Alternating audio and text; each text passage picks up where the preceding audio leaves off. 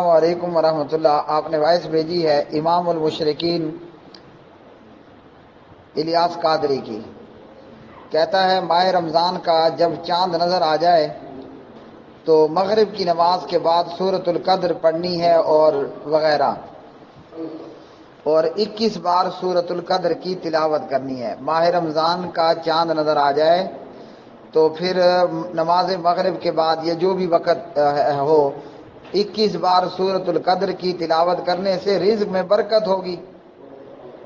تو یہ محض ایک گڑنتو ہے۔ یہاں یہ سمجھ لیجئے یہ بات، یہ جو لوگ ہیں اس قسم کے، یہ بابائے گڑنتو ہیں۔ ان کا نیا نام میں کیا دے رہا ہوں؟ بابائے گڑنتو، یعنی لمبی لمبی چھوڑنا اور جھوٹ بولنا۔ الیاس قادری ہوں یا دیگر اس قسم کے لوگ، گڑنتو مطلب من گھڑت، من گھڑت مطلب خود ساختہ، بے ساختہ مطلب خود رو۔ یہ لوگ جب تک کہ اس قسم کی باتیں نہ کریں اور عوام میں اس قسم کی باتیں نہ پھیلائیں تب تک ان کو چین نہیں آتا، آرام نہیں آتا، ان کو سکون نہیں ہوتا۔ اب یہ جاہل ہوں تب بھی یہ گڑنتو چھوڑیں گے، اور یہ بظاہراً پڑھے لکھے ہوں تب بھی یہ گڑنتو چھوڑیں گے، لمبی لمبی چھوڑیں گے۔ یعنی وہ بات جس کا نہ کوئی سر ہے نہ پیر ہے، اس کا حقیقت سے کوئی تعلق نہیں ہے۔ اور خاص کر یہ شخص عطر بیچنے والا الیاس قادری، اس کا سرے سے دین کی تعلیم سے کوئی دور دور تک کا واسطہ اور تعلق نہیں۔ جھوٹے قصے پڑھ لیے فیضان سنت جیسی کتابوں میں یا کہیں اور سے، اور چلے جناب لوگوں کو وہ بیان کرنے لگے۔ تو پگڑی ٹوپی رومال یا جھنڈے پکڑ لینے سے یا عالمانہ لباس پہن لینے سے یا فقیرانہ شکل و شباہت بنا لینے سے بندہ عالم نہیں ہوتا۔ تو یہ بابائے گھڑنتو ہے، مشرکوں اور مشرکین کے امام۔ اس کا یہ کہنا کہ رمضان کا چاند نظر آنے پر مغرب کے بعد سورۃ القدر کی تلاوت کرنا 21 بار اور رزق میں برکت ہوگی۔ پہلی بات تو یہ کہ بابائے گھڑنتو کا یہ گھڑنتو ہے، مطلب من گھڑت جس کی کوئی اصل نہیں۔ دوسری یہ ہے میرے پیارے بھائیوں، اگر مفتی منیب الرحمان نماز مغرب کے موقع پر اعلان ہی نہ کرے کہ چاند نظر آیا یا نہیں آیا، اور جب رؤیت ہلال کا معاملہ ہو، یعنی جب چاند دیکھنا ہو آسمان پر کراچی میں، پاکستان میں وغیرہ، جب بادل چھائے ہوئے ہوں تو پھر کیا ہوگا؟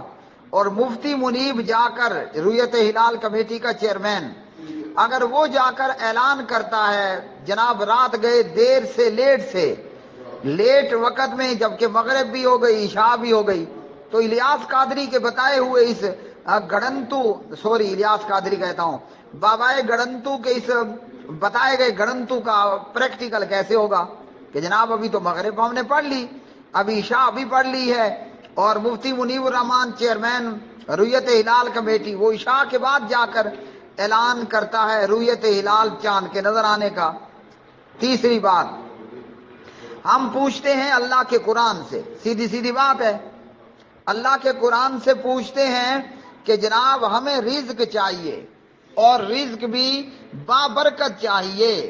تو رزق کے حصول کے لیے، حصول رزق کے لیے اللہ کا قرآن ہمارے پاس موجود، ہم قرآن مجید سے پوچھ لیتے ہیں کہ حصول رزق کے لیے قرآن مجید ہمیں وظیفہ بتائے کہ ہم نے کیا کرنا ہوگا۔ حصول رزق کے لیے اللہ کا قرآن ہمیں وظیفہ بتائے کہ ہم نے کیا کرنا ہوگا کہ جس سے ہمیں رزق ملے اور کیا ملے، برکت بھی ہو۔ تو قرآن مجید ہمیں وظیفہ بتاتا ہے۔ اس لیے بابائے گھڑنتوں کے پاس جانے کی وجہ ہے، وہ چاہے الیاس قادری ہو، طاہر القادری ہو، طارق جمیل ہو، اس طرح کے دیگر جو بھی بابائے گھڑنتو ہیں، بجائے ان کے گھڑنتوں پر اے کلمہ پڑھنے والوں سننے یا عمل کرنے کے، وہاں سے عمل کیجئے جہاں سے آپ کو آپ کی مصیبت اور مسئلے کا حل سیدھا قرآن مجید سے اور پیارے نبی علیہ الصلوۃ والسلام کی حدیث پاک سے معلوم ہو۔ تو رزق کے لیے ہم اللہ کے قرآن سے پوچھ رہے ہیں، اور لو قرآن تیار ہو گیا ہمیں اس سوال اور مصیبت کا جواب دینے کے لیے کہ ہمیں رزق چاہیے، ہمیں رزق چاہیے.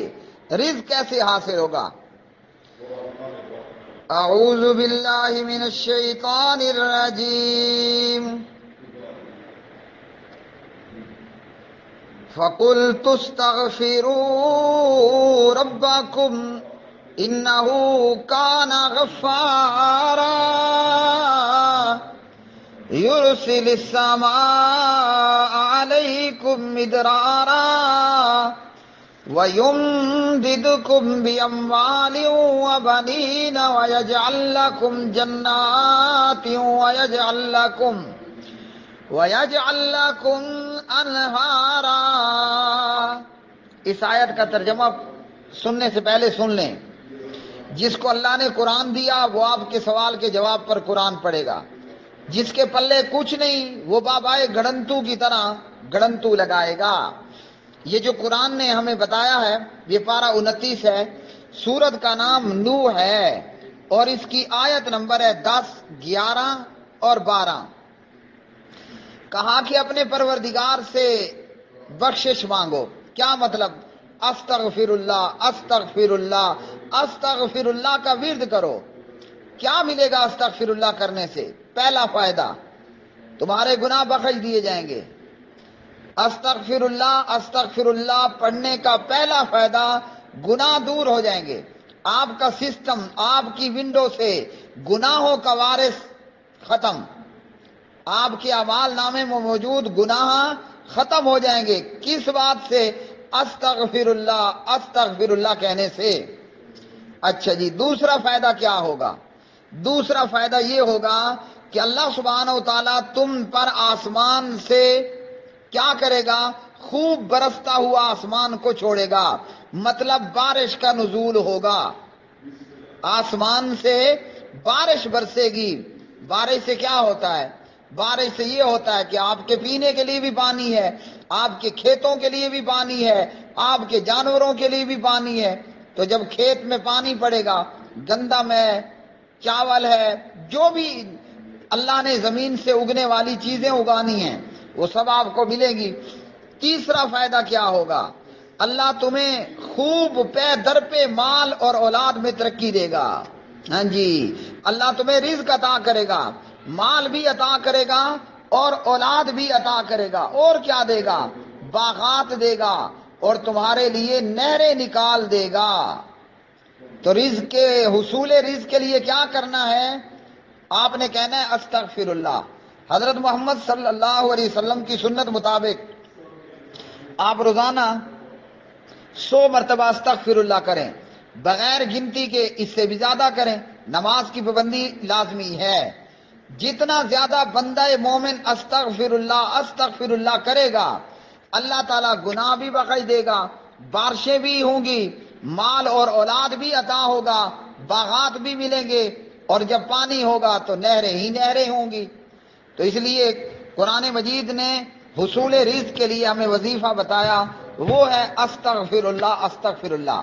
نہ اس کے لیے رمضان کی یکم کی قید ہے، سال کے 12 مہینوں میں اور 24 گھنٹوں میں، رات میں، دن میں، اندھیرے میں، اجالے میں، سفر میں، جہاں آپ موجود ہیں، عربی کے لیے، اجمی کے لیے، گورے کے لیے، کالے کے لیے، سب کے لیے ایک ہی وظیفہ ہے استغفر اللہ. رزق بھی حاصل ہوگا اور برکت والا رزق حاصل ہوگا. خالی رزق نہیں ہوگا، برکت والا رزق حاصل ہوگا.